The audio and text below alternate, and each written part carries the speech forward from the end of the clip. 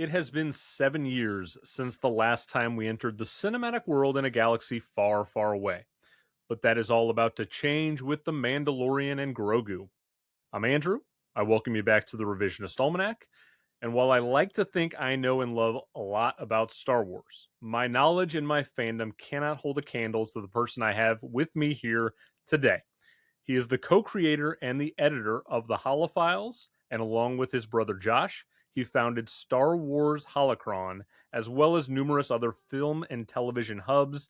Let me introduce you all to George Bate. Thanks so much for coming on the show, George. Thanks so much, Andrew. I really appreciate it. Looking forward to talking about Star Wars with you. I am so excited. It feels like a reawakening of Star Wars fandom. Hopefully, right now, like we're living in a moment. I think. Well, most certainly. I mean, like you said in the intro, 7 years is a long time to not have a new Star Wars movie, especially after we had so many in such a short span of time. So, yeah, it feels like the Force is reawakening in this coming week with the new release. Absolutely, and we're gonna unpack all of the Mandalorian Grogu and all of that stuff. I know you have just come off seeing the film, so maybe we'll get a little bit of like a high level spoiler free, general thought on that. But I really want to kind of set the stage for somebody who maybe is watching this or listening and they don't know your backstory a little bit. So I called this first question a Padawan's journey, and I'm wondering what your entry point was into the world of Star Wars. Do you have a memory of that first experience?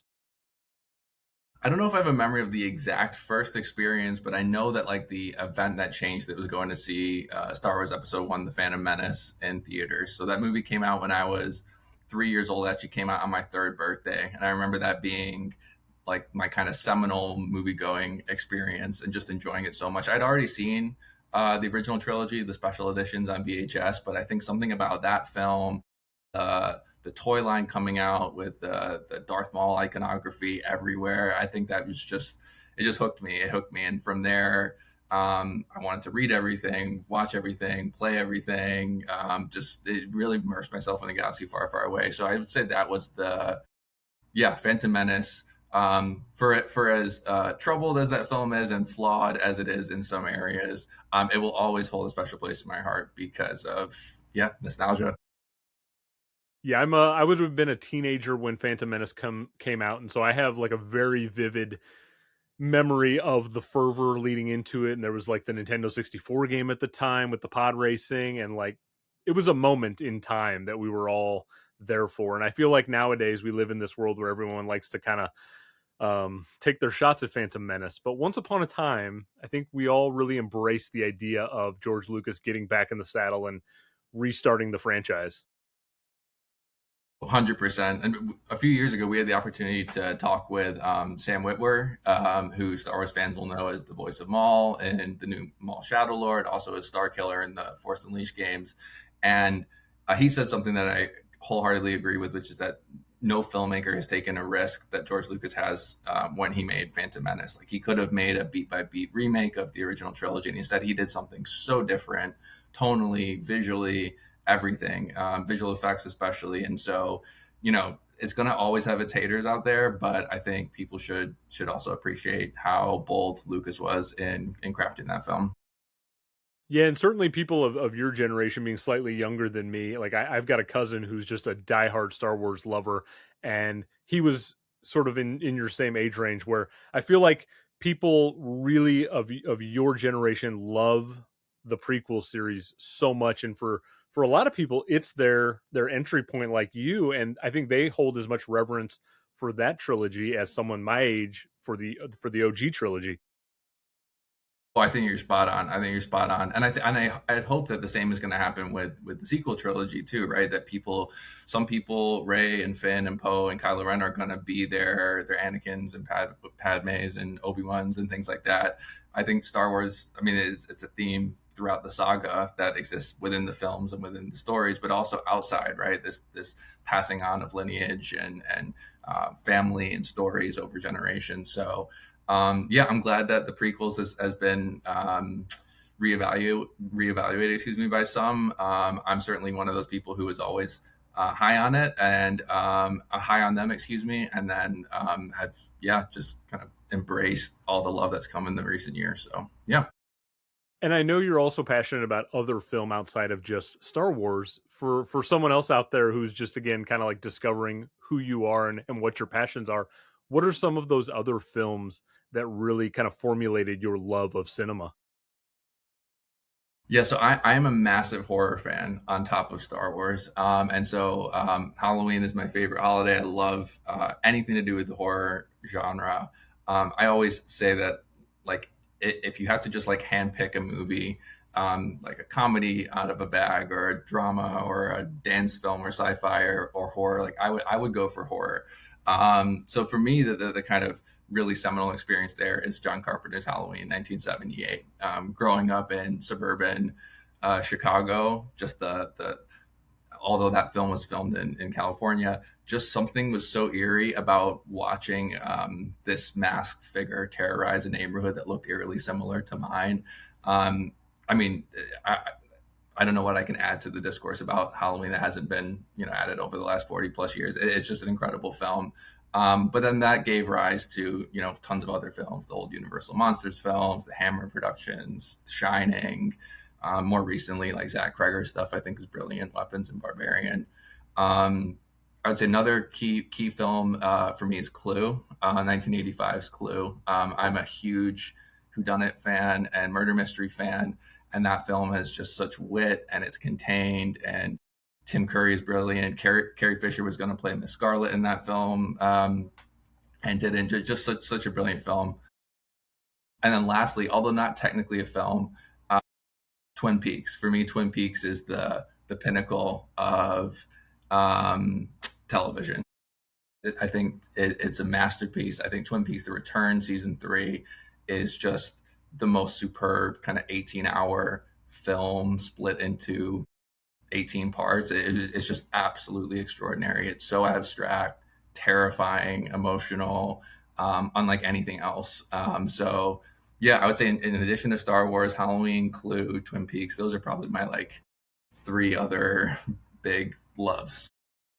Twin Peaks always comes up on this show when it comes to like influence and things like that. And it's so funny because I am on this journey right now where I have multiple times over the last few years tried to push through season 2 of Twin Peaks, which I always say is like the one where it gets a little challenging for me. And I Yeah. finally made it through, George. I got through season 2. I watched Fire Walk with Me, blew me away, became my favorite Lynchian thing I've ever seen, and I am now into The Return, and I am Oh so my gosh. excited. Yeah. So I'm excited to see where it goes. I am infinitely jealous of you that you get to experience that for the first time. Because I remember, I think it was summer 2017 when that was coming out week on week on Showtime. It was unlike anything. It was just such an incredible experience. You have no idea who's going to show up in an episode, what's going to happen, what plots are going to be resolved, which questions are going to be posed and not answered. Just such a brilliant show. So we'll have to follow up on that. I'd love to hear your thoughts on The Return after you finish it. Yeah, I have a lot of people in my orbit who are just kind of like waiting with bated breath for every new episode I get through. They're like, "Okay, tell me more. Where are you at? What's going on?" Like, it's a cult like following, like very few other things. The Twin Peaks world. Oh, yeah. Definitely a cult like following. Can I ask, have you watched the 8th episode yet? No, I think I'm on 3 right now. Okay. So the 8th one is uh That's the different. one. I'll leave it at that. Okay. Okay, I'm gonna make a note. 8th episode. Keep an eye on that one. Okay. Yeah, for sure. Well, and it's also funny you mentioned Halloween too, because I always, when people ask me like, Andrew, what's your favorite horror movie? It feels almost cliche and too easy to say 1978 Halloween, but it's just that kind of like the benchmark for the modern slasher. And like you, George, being in the Midwest, it felt very reminiscent of like the suburbs that I grew up in, and so like seeing it at a young age left an impression on me like very few horror experience ever have. So I'm with you very much on Halloween. Yeah, no, I think it's a great point, right? Like that kind of Midwestern feel. Again, although it's filmed in California, I know that infamously Carpenter had like production assistants throwing leaves on the set and then having to pick them up between takes and bring them back and like it, but it feels so Midwestern, so yeah, Chicago suburbs, St. Louis, like it's such a great film. And although maybe cliche, like you said, to say it's your favorite horror film, I to be truthful, that film is just it's flawless for me. I completely agree with that for sure. Let's jump back to Star Wars for a second. So Yeah. I came up with this question for you, and I'm very excited to hear what you put for this. And I basically asked you to come up with a single sentence to describe your feelings for each of the three trilogies we've seen cinematically. And so for you, how would you describe the original Star Wars trilogy, A New Hope, Empire, Return, in a single sentence? How would you sum up that trilogy? Okay, so you very kindly sent me this question beforehand so that I didn't have to come up with this off the top of my head because I don't think I'm quite sharp enough for that. So, what I put for this one, I said Star Wars original trilogy is a culture defining fantasy epic about finding family, for better and for worse, amidst fighting against tyranny. Amazing. Okay. Now, if we were to jump to the prequel trilogy, how would you sum up that in a single sentence? The Star Wars prequel trilogy is an initially divisive, now much more positively reevaluated trilogy that introduced Star Wars to new fans with visually and technologically groundbreaking films, rich in emotion and themes, yet bogged down by stiff acting and convoluted plotting. I can't disagree with anything that you just said there at all. And as we jump to the sequel trilogy, which we now have a little bit of space from in terms Right. of it being out now for a while, how would you sum up that more recent trilogy for everyone? So I say the sequel trilogy is a divisive and hopefully more positively reevaluated trilogy one day in the future that united Star Wars fandom initially before breaking it apart spectacularly with its treatment of legacy characters and incohesion across films. Yeah, we're very much of the same mind frame in terms of how we, I think, view each of these trilogies, and which kind of leads to the next spot we're going to go into, which is Disney now being in charge of this property for a fair long while now. I mean, we're going all the way back to 2012 when they took over Lucasfilm.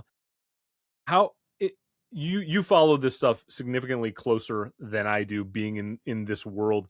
How would you say that you feel like Disney has handled the property in totality since they took it over now 14 years ago? Yeah, I mean, I think that's it's a really big question, right? I think to distill it down to a single word, I would say well. I think that Disney's or Lucasfilm as handled under Disney since 2012 has been met with a lot of flack for a number of things, much of which I think is rather reductive and harsh and overlooks the context with which the last 14 years Lucasfilm has ran the franchise. I think Star Wars is very unique compared to like a Marvel or a DC or even a Star Trek, where I think more than any of those franchises, everyone has their own conception of what Star Wars should be. And I mean, we spoke about this a few moments ago, right? It's kind of influenced by generation, but I think they're kind of in a spot just inherently by the nature of the franchise where they're kind of damned if they do, damned if they don't. There's no single project that will ever make everyone happy. I mean, Andor was critically lauded last year, and yet, every time we post about it on Star Wars Holocron, there are people who dog on that show and find issues and critique it. And so, um, I think also just to note, I think a lot of the criticism, not all of it, but I do think a lot of the criticism has been driven by sexist corners of the fandom who have found issues with a woman in Kathleen Kennedy running the company, and then another woman in Daisy Ridley helming their kind of big trilogy.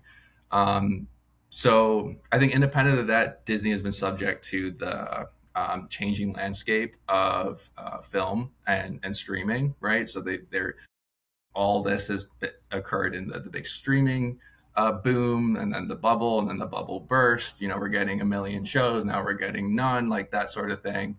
Should Obi-Wan have been a show? Probably, but we got it as a movie, that sort of thing. I think beyond movies and shows, though, I think publishing has been excellent. They launched the High Republic Publishing Initiative, which for anyone who follows or doesn't follow, excuse me, was just this remarkable kind of sprawling multimedia project that covered books, comics, shows on Disney Plus, and it was just brilliant. It was so good. It was so interconnected, and rich in story. Video games have been a bit more mixed. I would say that things are improving on that front. There's been difficulty, coming out of the LucasArts era of the early 2000s, where we got a new Star Wars video game all the time, and it was just iconic and iconic and iconic. It's been less so, but I think that's improving. If I had to distill the biggest issue I have with Lucasfilm's handling, and I think a lot of this isn't even their fault. Really, I think there's other factors, but it's that there have been many projects that either have been announced or leaked into the trades that have not come to fruition. Infamously in 2023 at Star Wars Celebration in Europe, they announced 3 new Star Wars movies. We are now 3 years later, and none of those movies have came out, and we've had very few official updates on them. There's obviously the Hunt for Ben Solo saga, this movie that sounded brilliant and then was some reason scrapped. That seems like it was really out of Lucasfilm's hands. But I would say if there's any criticism to have it's maybe that there hasn't been a consistent flow of projects to be released. Yeah, and I was talking to a friend about this earlier today, and she said Star Wars' biggest problem, and both the best and the worst thing about Star Wars, is the fandom. And it's kind of hard to argue with that, because the fandom's what keeps it alive. And yet, to your point, there are corners of this fandom that are going to attack something regardless of what comes out. Like you're never going to please an audience as globally wide as the Star Wars audience is. And it is indeed a damned if you do, damned if you don't kind of situation. I completely agree with that, because when you look at the things that have done well on the television side, Andor, Shadow Lord, you mentioned, some of the most critically successful things aren't really the things that I feel like are the most popular with the wide audience, which is kind of a shame, because they're so critically lauded and pack so much thematic weight into it. But people will constantly go for finding other areas to look at and target and attack. So I do think Disney's in a really tough spot, that they're never really going to be able to please everyone, and they just have to kind of they have to chart their own course and kind of stick with it. I think, just from an outsider's perspective. I don't know if you kind of see it that same way. No, I think that hits the nail on the head. I think they need to chart their own course. I think, why was Andor so successful in terms of, critical reception, fan reception? It's because it was the vision of a filmmaker in Tony Gilroy, who is superb. I think few people write dialogue as well as him. And he crafted this epic 24 episode television series that, for all intents and purposes, shouldn't work. We know exactly what happens to the lead character. We know what happened before, we know what happened after, and yet it's just this epic emotional show, cinematic show. I think they have to do that. I think they have to find creatives who have unique stories to tell, have unique ways to tell those stories, and give them the keys to that castle.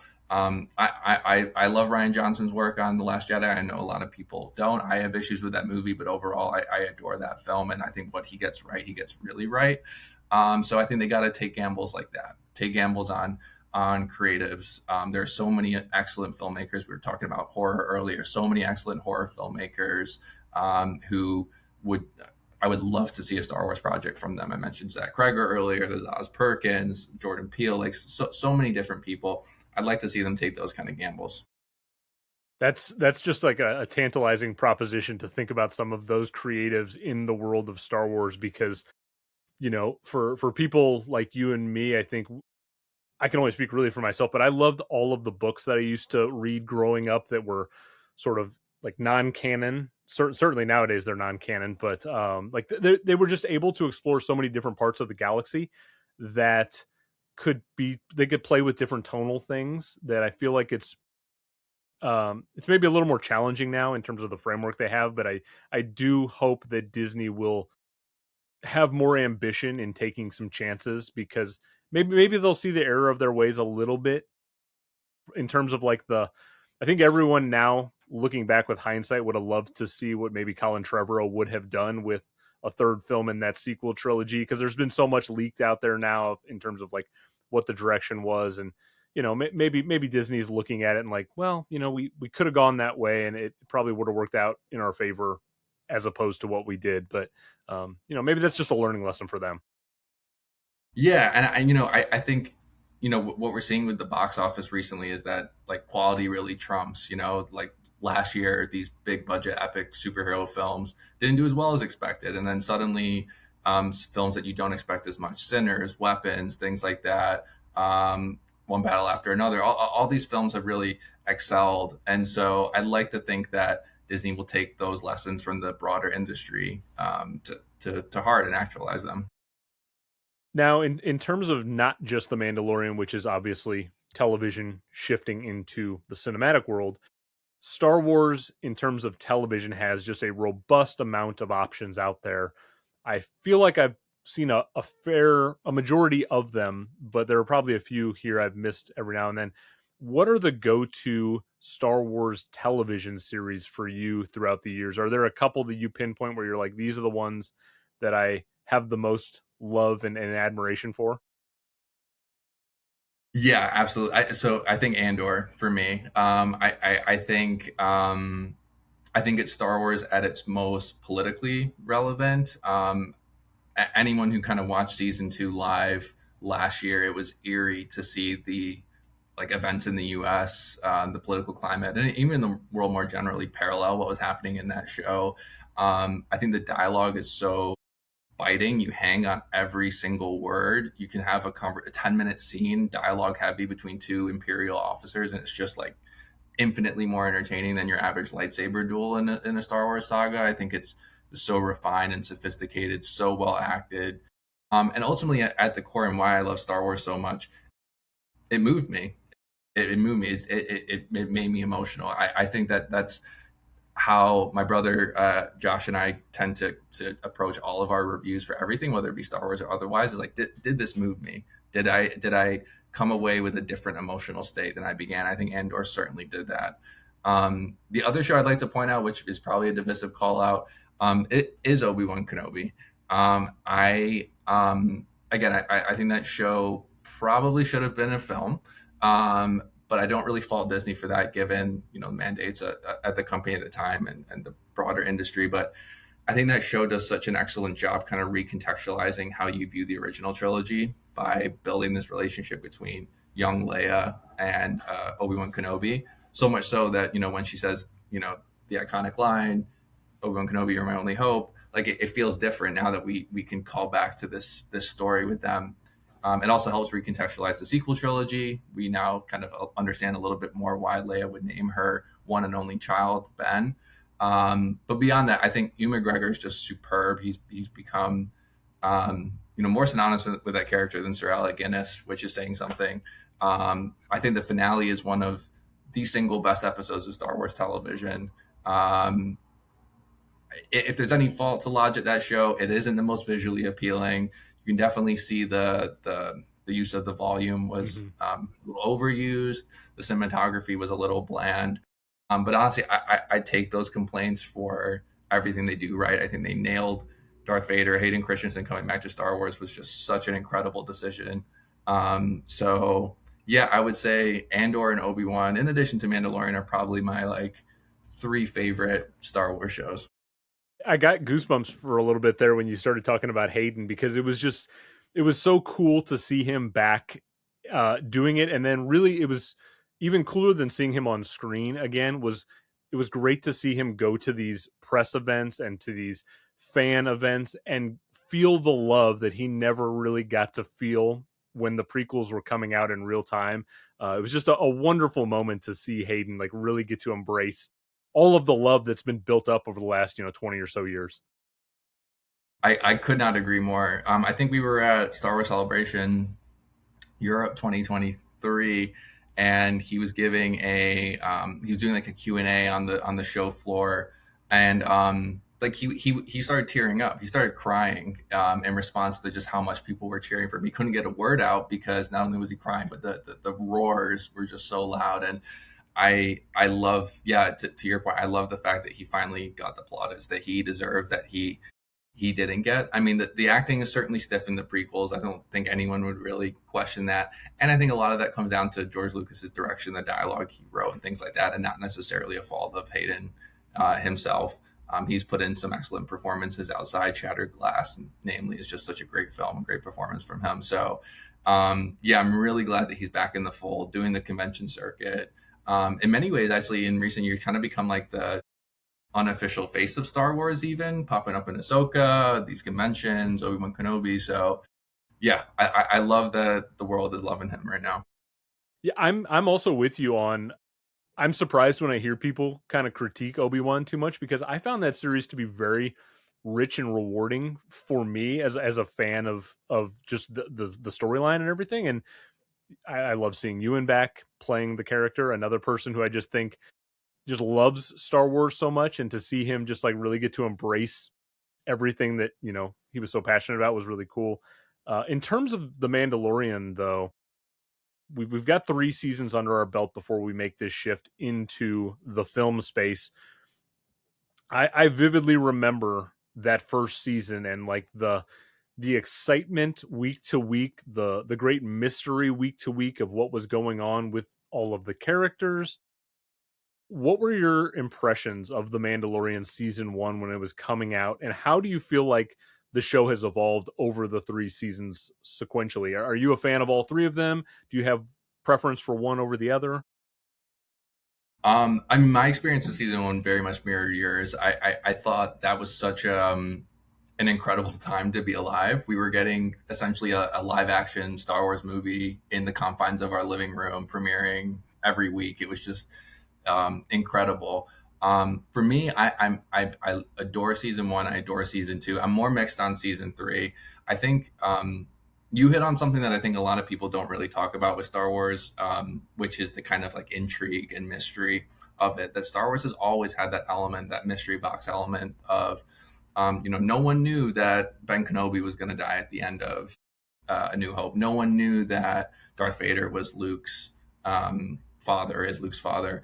And I think Mandalorian really tapped into that. You end that first episode, that iconic first episode, in looking at a baby Yoda, and immediately you have a hook, right? You have a, what the hell's going on here? Who is this? How did this kid get here? We only know Yoda and I guess Yaddle. How, like, there's so many questions posed by that soul inclusion. And I loved how, especially the first 2 seasons, really peeled those layers back and explored it.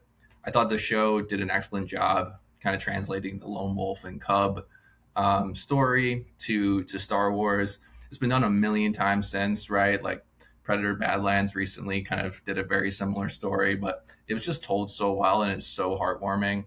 I thought season 2 took things to another level. I thought season 2, it was more than just like who's the guest star of the week, although it certainly had that element. It was just such an intriguing watch. You don't know who's going to show up. You don't know what's going to happen next. And then to culminate in, Luke Skywalker coming back, CGI and visual effects maybe being a little dated aside, I think that was just goosebumps inducing. Season 3, though, I did have more issues with. There are certainly elements I enjoyed about season 3.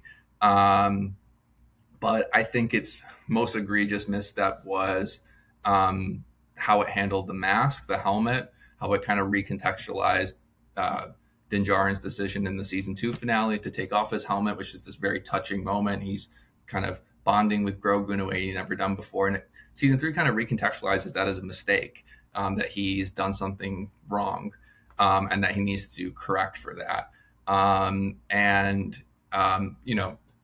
Maybe that was driven by not having to have Pedro Pascal in the, unmasked every episode. But either way, I thought that was an issue. I also love Katie Sackhoff, and I love her as Bo-Katan, but I think the positioning of her as a co-lead in that season felt a little misplaced. I'm definitely more mixed on that season, but overall, I think it's been a really successful project. I mean, like Grogu alone has just, everyone, he's as recognizable now, I think, as, Vader was when the original trilogy came out. Like, I think like everyone knows what Grogu is, who Grogu is, or who Baby Yoda is. I think they've done a lot of things right. a few things wrong. But yeah, I love those characters. I love the story, and I'm excited to see more of them. Yeah, I just remember the first season kind of re-sparked to life for me the feel of the original trilogy in terms of like Favreau understood kind of the darker, grimier, tougher. And when you got somebody like Werner Herzog popping in as a character, you're like, wait a minute, like this guy is so perfect for the world that we're building here with the Mandalorian, and it was a cultural touching point for like it was a water cooler moment that doesn't happen a lot these days, where I feel like everyone at the workplace where I'm at was talking week to week about what's going on, what's this character like. There was it re-sparked things to life, and so that leads to my next question: is do you think that this makes sense as the right property to transition from television to film? Because I think it does, given sort of like the cultural phenomena it was and how prominent this thing is in the space right now in the zeitgeist. So I think it makes a lot of sense. Did it surprise you that they decided to turn this into a film, or do you also think that this just kind of made perfect sense to adapt from one to the other?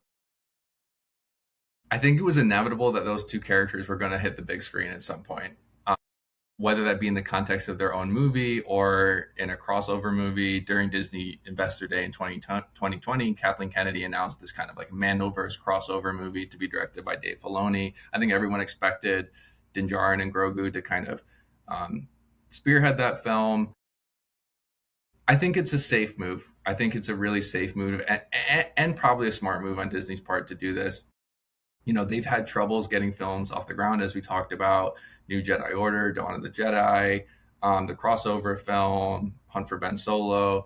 All have either taken more time than expected, hit road, bumps in the road, or just have been canceled altogether. And so Star Wars needs a movie, and you have these two characters who've almost become too big for Disney Plus. And so it kind of makes sense for them to take this step. I also think just important to note here as well, what I mentioned earlier, like the streaming landscape has changed so quickly, right? Like a few years ago, Disney Plus was commissioning a ton of MCU and Star Wars shows in a very short span of time. Shows like Echo, Wonder Man, which is incredible, but like these shows that probably wouldn't have been commissioned now, Ironheart, things like that. And Star Wars had the same mandate. So I think this becoming a movie is reflection of a broader pattern in the industry to kind of pull back on streaming, go back to theatrical, especially as we get further and further away from COVID. So yeah, I think it's smart. I think it's certainly safe. It isn't taking that like massive bold leap, but I also understand it. I mean, as you said in the intro, it's been 7 years since a new Star Wars movie. So what better way to reawaken the fandom than with two characters who there's already an established adoration for. And I imagine you're probably keeping your eye pretty close to where the box office might go for this and what financially this is going to do for Disney. Do you think that them playing it safe with this is going to pay off at the bank, or do you think that this is going to be a potential miscalculation for them at the box, which will maybe further set them off course? I haven't paid too close attention to like what the anticipated box office will be. I'm hoping it's going to be successful, but I'm wondering what your thoughts are on how this is going to do kind of financially in the broad term. Yeah, I mean, I think there's a lot of things going for it and a lot of things going against it. I mean, in the U.S., certainly it launches on Memorial Day weekend, which is traditionally one of the biggest, weekends of the year. You got the 3-day weekend with the Monday off. Kids are getting off school. It also doesn't have that much competition. The week after Backrooms comes out, week after that is a Masters of the Universe film, which is not tracking well, and Scary Movie, which feels like it's going for a different audience. So I think it has a decent stretch. Beyond it. I think all of the success of this film needs to come down to a conversation about budget. From my understanding, Mandalorian and Grogu sports a production budget of about 165 million. That would obviously balloon a lot higher with this very extensive marketing campaign that they've had. But that figure pales in comparison to other Star Wars movies and other big blockbusters. So, in comparison, Solo's budget, which notoriously had all these behind the scenes issues, was like 365 million. It's one of the most expensive films of all time, and in doing so, that film was kind of destined to fail from the get go. That movie would have had to turn close to $1 billion worldwide gross to be considered a success, and that was never going to happen. If it was appropriately budgeted, however, it would have. And so I think that needs to be in the conversation here. Is Mandalorian and Grogu going to hit sequel trilogy numbers? No. I mean, box office is down overall post COVID. Anyways, there's the added challenge of these characters being originally on Disney Plus and the kind of leap there onto the big screen. So to answer your question, I think the film will be financially successful based on the budget. I hope that people interpreting the numbers take that into consideration. That this doesn't need to be some $800 million smash hit that runs all summer in order to be a success for Star Wars. A success for Star Wars could be a $500 million gross, pretty good reviews, and kind of this announcement, this proclamation that Star Wars is back on the big screen. So if I was a betting man, which I'm not, but if I was a betting man, I would say I think they're going to pull this one off financially. Yeah, in my head, I'm projecting maybe 500 or 600 million feels like a safe assumption for what this could do or should do. And I do think, George, a lot of it's going to come down to the way the press treats this. We saw this last year with Sinners being a prime example, where it was painted in a certain light the way that movie was or was not a success kind of right out of the gate. And it's like the narrative can be driven so much by the media. And I hope the media is respectful to your point, what the budget is, what's a realistic number for this in the times that we're living in. And I don't know. I mean, just from my standpoint, I don't look back on the prequels or the sequel trilogies and even remember what those box office numbers are. I just hope the movie's a good movie, and that will be the long tail of this film, is the quality versus just what the opening weekend is or something like that. I could not agree more. I could not agree more. Like I think that anyone who like peruses film Twitter will know that there's far too many discussions about like profitability and budgeting and things like that. Like at the end of the day, it's the quality that matters. The finance guys behind Disney and Warner Brothers and Universal and all them, like that's their job to figure things out. We're here to embrace and enjoy and be moved by what they've produced, the art that they've produced. So, yeah, I'm with you there. I really hope this film resonates with fans. Now, I'm sure at the time of this recording, you're still under embargo. When this goes up, this will be the weekend that the film releases. I know you have seen it. You got to go to the premiere. You're in LA right now for this. What can you tell somebody right now about what you've seen, how you feel about it, like a 30,000-foot view? I think I saw you post on Twitter today, sort of like just a general thought. It wasn't like an in-depth review, but it was just kind of a general dump on what your initial expectations were and if they met them or not. How did you have? What was your experience like seeing this film the other night? Yeah, so I was really impressed by the film. I thought it did an exceptional job translating characters who we've become accustomed to seeing on the small screen to the big screen. Favreau definitely gives the film a sense of scale in terms of the visuals. Makes excellent use of IMAX and the aspect ratio changes. Like it feels bigger. It feels like a bigger event. So I really enjoyed that. I thought, the film kind of just gives you everything you want from these characters. It's very lovely at times and heartwarming. It's funny. Anyone who has a little kid or a pet will immediately like resonate with some of the things that Grogu does in the film. It's just it's a beat that is never drying up. It's just it always works. I think Rada the Hutt for me was the surprising standout of the film. To have a talking Hutt voiced by the guy who leads Hulu's The Bear seems like a bit of a risky shot, and it totally pays off. It totally pays off. He's kind of like the Adonis Creed of Star Wars. He's so good in the film, and plays a really critical role in the narrative. I think if there's issues to be had, I think that the pacing in the second in the at like the top of the third act drags a little bit in comparison to the kind of like breakneck, no reprieve pacing beforehand. Um, and I think much will be made about whether this story like needs to be seen on the big screen. Does it have something to say? I think if you're coming into this film wanting a Star Wars movie that's going to like blow your mind in terms of canon and lore reveals and change your understanding of things, that's not going to happen. I think if you want to go see a Star Wars movie, be entertained, kind of capture that spirit of the original trilogy.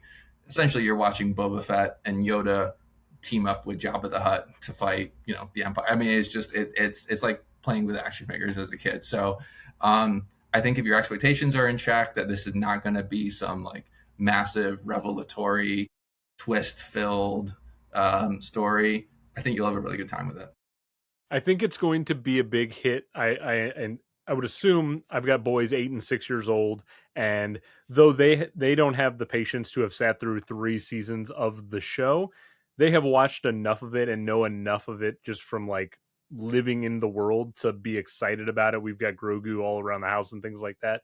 And I know the boys are excited to see it. So I would anticipate this is probably going to do well for that. Does this feel like a movie that would work for an 8 or a 10-year-old for sure?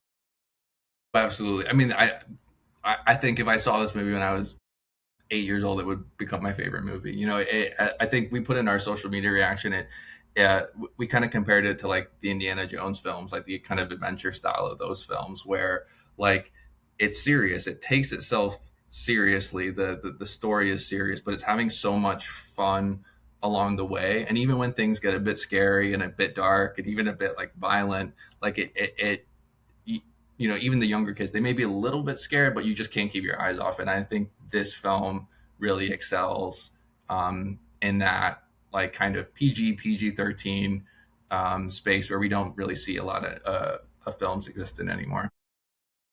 I feel like Favreau's the perfect person to do this too. Like he understands like tone really, really well from all of his past work. It feels like a recipe for success, quite honestly.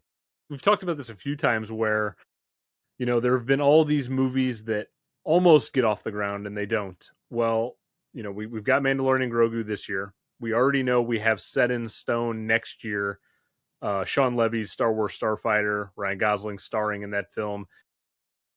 My expectations are quite high for that, being a huge Ryan Gosling fan, and sort of what I know of that movie seems like it's going to be in my wheelhouse. What are your own expectations for that film? And do you also think that that's going to be a great stepping stone after Mandalorian and Grogu to continue to build on this Star Wars cinematic world we're moving into? Yes, I do. I think it will. I think it will benefit from existing in a part of the timeline that has not been explored yet. I think it's set like 5 years after the Rise of Skywalker. I think it will benefit from having new people who we've never seen before, headlined by a big star. There aren't tons of bankable movie stars nowadays, but Ryan Gosling is probably as close to that as you can get in terms of male leads. Um, I have heard kind of rumblings behind the scenes of things that I won't say here, but I've heard some really cool things about the film that I'm excited to see if they make it on the big screen. Um, Sean Levy's gotten a lot of crap at times. I think one thing he does very well is I think he tugs at the heartstrings really well. For as visually unappealing as Deadpool and Wolverine is, like that film is very heartfelt, especially in its third act. And I think ultimately, as I said earlier, that's where Star Wars excels for me, is being able, amidst all the spectacle and the visual effects and everything, like none of that matters unless you care about the characters and you care about the struggle that they're going through. And so I trust that he's going to do that. Kind of lastly, though, as well, I feel like Simon Kinberg is currently overseeing or writing a trilogy of new films, which has been highly speculated by the trades and other people as being the kind of episodes 10, 11, and 12. And I think the possibility of Starfighter kind of bridging the gap between the sequel trilogy and Kinberg's new episodes 10, 11, and 12 is really intriguing. I'm really looking forward to seeing that possible setup. So I think all things considered, I think, you know, obviously we haven't seen any footage yet. It's only been a few behind the scenes pictures and things like that. So there's very little to go on, but, you know, Aaron Pierre, Mia Goth, like the casting's really, really good. And as you mentioned, like Gosling is excellent. So, yeah, I have high hopes. I feel like his cred from Project Hail Mary with just like the general populace is going to do really well for this next film. And to the Sean Levy point, the film of his that I think is the best proof for how he's going to do with this is the film The Atom Project, which I think is a really underrated kind of science fiction fun. It's got action elements, it's got some science fiction in there, and I just think it's going to play really well. He knows how to operate in this space, I think, too. And so I've got high hopes for Starfighter. I think it's going to be a lot of fun. Me too, and I think that movie was really overlooked. I think a lot of what he does is kind of overlooked. Not a lot of people give him credit for like the Night of the Museum movies, but you know those movies are a lot of fun, especially that first one. So I think he's definitely the right person to lead a Star Wars film. I'm looking forward to seeing what he has in store. All right, before we close things out, I prepared you for a lot. However, I always like to surprise my guests a little bit when we do this. So I've got a little game for you for the next couple of minutes. If you don't mind playing something with me on the spot. Does that work for you? Yeah, for sure. For sure. Okay. So I don't know if you've heard of this game, but it's called Winner Stays On. Are you familiar? I'm not, no. Okay. So what I'm going to do is I'm going to give you two characters, and you're just going to, in real time, decide which of those characters you prefer. You can whatever criteria you want to come up with, I'm just going to give you two, and the winner will stay on, and then I will introduce another character until we get to the very end, and there will be one character standing tall. Does that make sense? Yeah, that sounds great. Okay. First two characters I'm going to throw at you, George. You've got Obi-Wan Kenobi. You've got Qui-Gon Jinn. Which one's going to stay on? Okay. So now we've got Obi-Wan Kenobi, or we've got Ahsoka Tano. Gotta go for Obi-Wan there. Okay, Obi-Wan, he's hanging on. He's going to go up against Kylo Ren now. Gotta go with Obi-Wan. Sorry. Yeah, he's enduring. Okay, let's try this one. Obi-Wan Kenobi or Yoda? Obi-Wan. Yeah. All right, Obi-Wan Kenobi or Darth Maul? I think Maul Shadow Lord has definitely made things more difficult, but I still have to go with Obi-Wan. Shadow Lord is just freaking awesome, by the way. Yeah, it's such a great show. It's so good. Okay, Obi-Wan, he's still going. Let's put him up against Princess Leia now. No, I think Leia beats him there. Yeah. Okay, so Leia. we got Princess Leia, or we've got Han Solo. Oof, that's a really tough one. I think I'm gonna go with Han. I think I have to go with Han, especially how he's handled in the sequel trilogy. Yep. All right, Han Solo or Luke Skywalker? I've always been more of a fan of Han and Leia than Luke, although I love Luke, so I'm going with Han there. All right, and we are at the final matchup. It is going to be Han Solo or Darth Vader.